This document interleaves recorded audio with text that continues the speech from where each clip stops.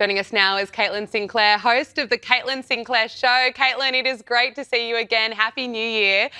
Before we get into all things Maha, I have to get your reaction to this. The mainstream media, clearly still doesn't get it. Instead of going after Tim Walz, going after the fraud, they go after this 23-year-old YouTuber who put together this phenomenal video that was going viral for a reason. Yeah, Gab, new year, same games by the mainstream media, right? In case your viewers needed just one more reason to despise the media, they just laid it out on a silver platter.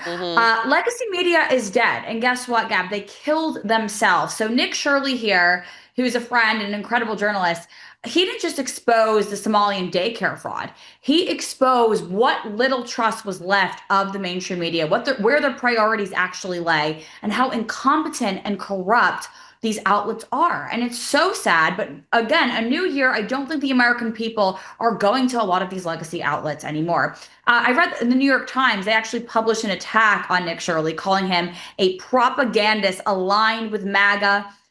Had this been a liberal journalist, social media exposing something on social media, possibly, Gab, in a red state that was aligning with the Obama administration or the Biden administration, that journalist would have been Time Person of the Year. Of course. You, I, and all of your viewers know that. So the hypocrisy stays dormant. And again, it's a new year, so I don't think the American people are going to stand it any longer. You're absolutely right. Even the labeling, they label him a MAGA YouTuber. I mean, he's out there doing some incredible work. He did such a great job that now Governor of Minnesota, Tim Walz, has announced that he's dropping his bid to run for a third term as governor. So well done to Nick Shirley, and a reminder again just how disastrous it would have been if Tim Walz was vice president. I mean, can you imagine? Now, Caitlin, we have to get to Maha. There have been some massive changes in America thanks to the Maha movement. First of all, the food pyramid. So the food pyramid from the 90s that we grew up on is essentially out. It's been flipped. And now protein, dairy, healthy fats, fruits and vegetables, they make up the largest category. And the recommendations are also calling for Americans to avoid eating highly processed foods. Yes, incredible. Can you please talk to us about why this had to be done and also the impact that this is going to have? Yeah, absolutely, Gab. I mean, before this change, they were actually recommending that we eat about 6 to 11 servings of carbs and grains a day.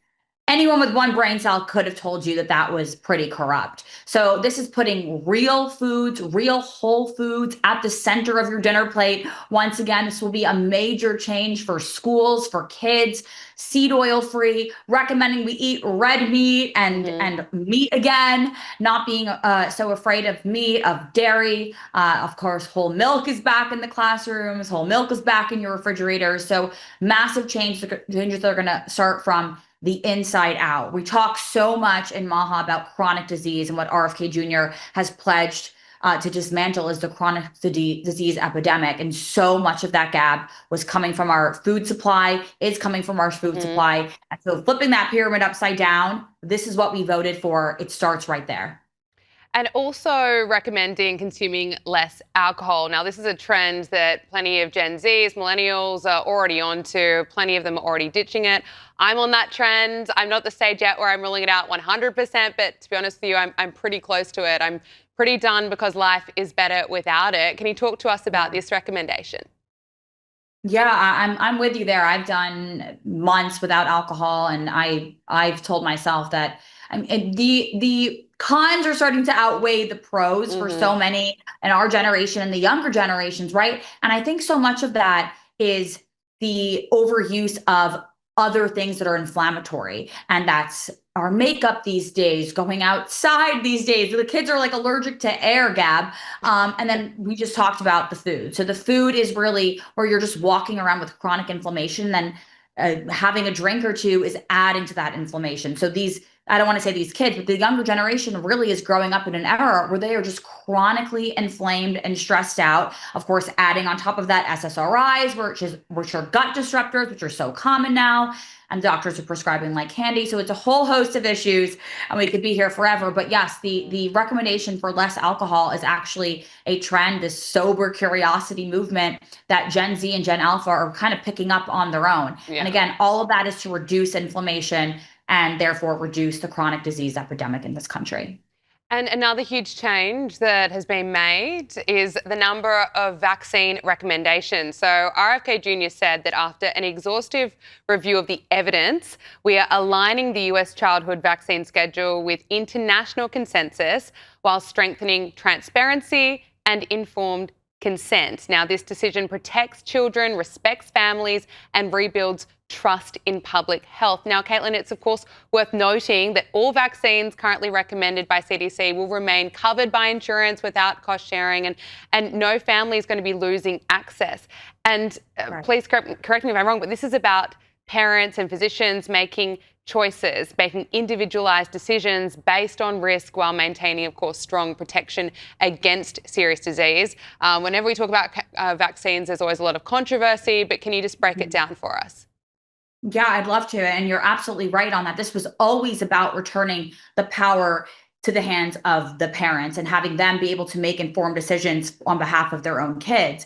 So this is exactly what we voted for the future of this country's children. But the reality, Gab, is this country, the United States, has been way out of touch compared to the other Western countries. The United States vaccine schedule was 72 vaccines from when the time you were born to the age 18. 72 vaccines is what they were recommending compared to other westernized countries. That was way out of touch. So what the President Trump asked the FDA to do, HHS and a few other agencies were involved. They asked them, can you compare and review this vaccine schedule to, again, other countries, compare and contrast? And what they brought back was pretty staggering. Now, you brought up another good point. If parents want to give their kids the full vaccine schedule, they absolutely can, and that will still be covered by insurance.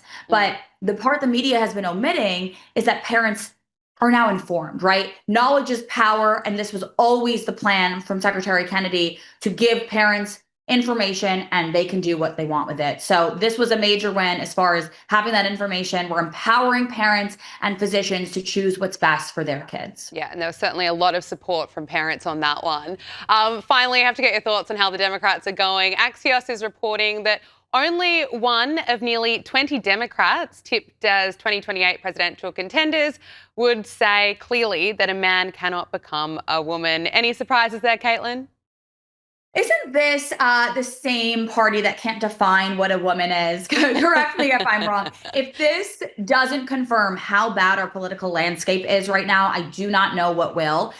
Now that we're in an election year, of course, I think these candidates, these Democrats, have begun to just put anything out there, whatever will stick to their voters, because of course it's an election year.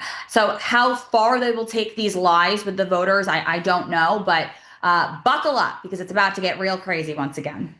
And also, congratulations, the Caitlin Sinclair Show. I believe it launches next week. I can't wait to watch. I can't wait to listen. What can we expect? I'm assuming all things Maha. What else? Yes, that's right. It's really just the conversations I'm already having, Gab, in the rooms I'm already in, political sphere, a day in the life, in the green room, on the TV screen. So I'm just here to take my viewers and followers along for the ride. So it's launching this week. Wherever you get your podcast, you'll be able to tune in. Congratulations. I can't wait to listen, to watch. It's going to be very exciting. Anyway, thank you so much for joining us. Speak to you again soon. Thanks, Gab.